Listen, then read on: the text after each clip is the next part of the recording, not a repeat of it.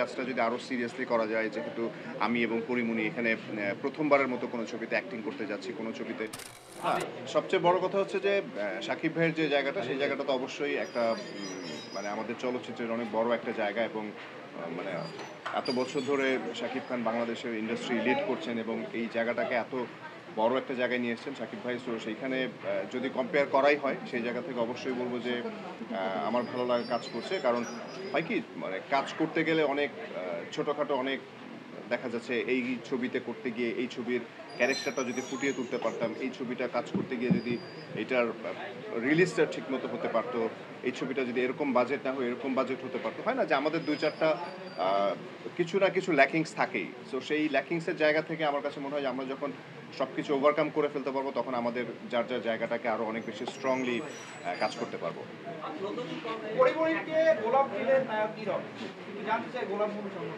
Basically গোলাপের আমাদের শুটিংয়ের প্ল্যানিং ছিল ফেব্রুয়ারি এন্ডে, বাট আমরা জায়গাটাকে চেঞ্জ করে আমরা ঈদের পরে নিয়ে গেছি, যে রোজা শেষ হবে, তারপরে ঈদের পরে আমরা ঈদের যে গ্যাপটা, সেই গ্যাপের পরে আমরা শুটিংটা শুরু করবো।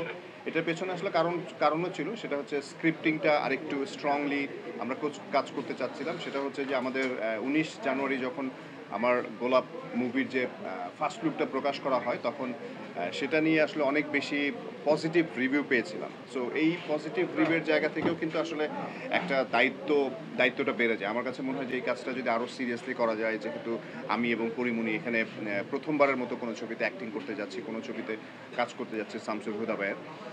সো ওই সিরিয়াসনেসের জায়গা থেকে আমার কাছে মনে হয় যে একটু পিছিয়ে আমরা এপ্রিল থেকে শুটিং শুরু করব, এবং সবাই এনজয় করবে ছবিটা যখন হলে গিয়ে দেখবে, যখন শেষ হবে। আমার কাছে মনে হয় যে গোলাপের আরও অনেক বড় বড় ধামাকা আছে, যেগুলো ওয়েট করছে সবার জন্য। না, বেসিক্যালি গোলাপ হচ্ছে আমার যে চরিত্রটা করছি, সেই চরিত্রটার নাম হচ্ছে গোলাপ, এবং পরিমণি যে চরিত্রটা অভিনয় করছে সেটার নাম হচ্ছে ডানা।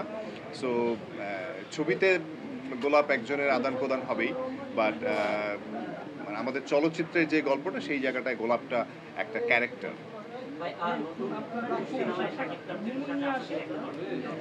সেটা নিয়ে আসলে এখন কোনো কথাবার্তা হচ্ছে না। যদি আমার কাছে মনে হয় যে কথাবার্তা হয়, অবশ্যই মানে নিজের জায়গাটাকে ঠিক রেখে আমার মনে হয় যে আমি আমার বেস্টটাই দেওয়ার ট্রাই করব।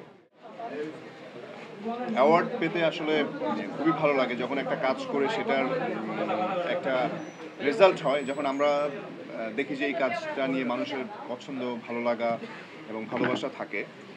সেই কাজের প্রতি যখন একটা কোনো অ্যাওয়ার্ড পাওয়া যায়, সেটার মানে ইমোশনাল একটা ব্যাপার। সো খুব ভালো লাগছে, এবং সেটা হচ্ছে ক্যাসিনো একটা ফিল্ম করেছিলাম, সেই মুভিটার জন্য অ্যাওয়ার্ডটা পেয়েছি।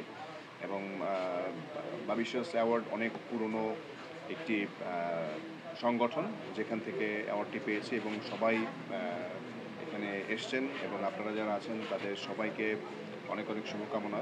এবং অবশ্যই যারা আপনারা চলচ্চিত্রের সঙ্গে আছেন, চলচ্চিত্রের মানুষগুলোর সাথে আছেন, আপনাদের জন্য অনেক ভালোবাসা।